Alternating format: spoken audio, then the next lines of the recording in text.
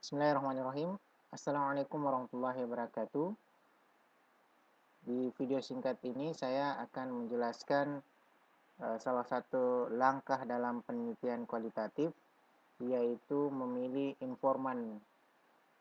Informan ini adalah sumber data kita. Bagaimana cara memilih orang yang bisa wawancarai dan bisa diobservasi.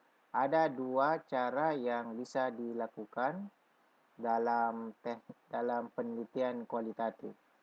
Yang pertama adalah sample purposive sampling. Ini teman-teman harus ketahui ini. Jadi dalam memilih informan itu tidak asal-asalan, tapi punya teknik. Jadi teknik yang pertama itu adalah sample purposive sampling. Purposive ini artinya bertujuan. Jadi dipilih berdasarkan tujuan tertentu. Sample purposive sampling adalah teknik pengambilan sampel sumber data dengan pertimbangan tertentu. Pertimbangan tersebut misalnya orang tersebut dianggap paling tahu tentang apa yang kita harapkan. Misalkan teman-teman ingin menggali informasi tentang kekerasan dalam beragama.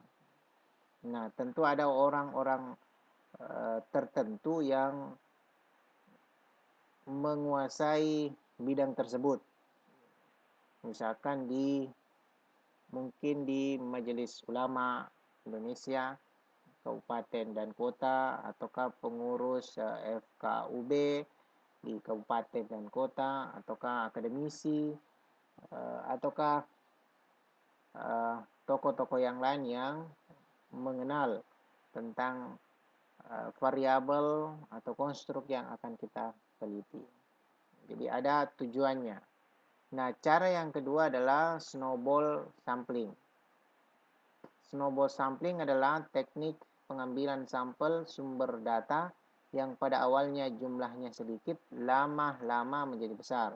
Hal ini dilakukan karena dari jumlah sumber data yang sedikit itu belum mampu memberikan data yang lengkap, maka mencari orang lain lagi yang dapat digunakan sebagai sumber data.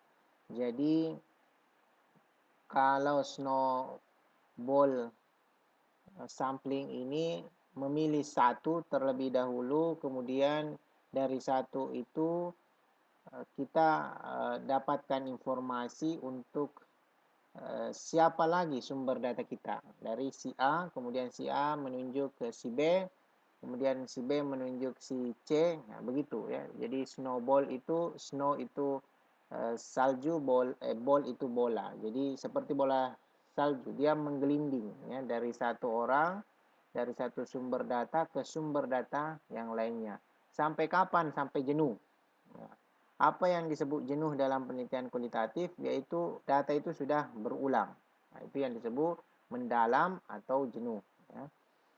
Nah, kriterianya tentu saja adalah mereka yang menguasai, memahami. Kemudian mereka yang tergolong masih sedang berkecimpung atau terlibat dalam kegiatan yang sedang kita teliti. Mereka yang punya waktu, kemudian mereka yang tidak cenderung menyampaikan informasi hasil kemasannya sendiri, ya artinya tidak begitu subjektivitas yang tinggi informasi yang diberikan. Kemudian yang ke 5 kriterianya adalah mereka yang pada mulanya tergolong cukup asing dengan peneliti sehingga lebih menggairahkan untuk dijadikan semacam guru atau narasumber. Jadi penelitian kualitatif sebenarnya itu lebih menyenangkan apabila kita tidak mengenal informan kita tersebut, ya. Nah, ini juga untuk menjaga objektivitasnya.